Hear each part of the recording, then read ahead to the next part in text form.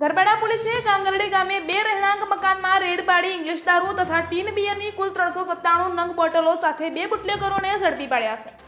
Garbada police સ્ટેશનના PSI જે.એલ. Patel તેમના police સ્ટાફના માણસો સાથે ગાંગરડી ગામે ભરાતા ચૂલાના મેદાનમાં બંદોબસ્ત પેટ્રોલિંગમાં હતા। તે દરમિયાન તેઓને મળેલ બાતમીના આધારે ગાંગરડી ગામે રહેતા બાલુભાઈ ઉર્ફ બાલિયો નગરાભાઈ માવી તથા લિસ્ટેડ બુટલેગર માન્યાભાઈ મડુભાઈ ડાબોરના રહેણાંક મકાનમાં રેડ પાડી હતી। રેડ દરમિયાન બંને મકાનોમાંથી પોલીસને ભારતીય બનાવટના વિદેશી દારૂ તથા ટીન બિયરની કુલ 397 બોટલો મળી આવી, જેથી પોલીસે ₹53,790 ની કિંમતની વિદેશી દારૂ તથા ટીન બિયરની કુલ 397 નંગ બોટલો કબજે કરી હતી।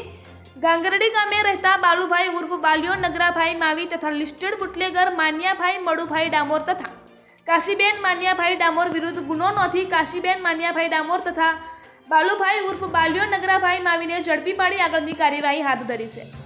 અહેવાલ માંજુભાઈ બારિયા, દાહોદ જિલ્લા બ્યુરો ચીફ।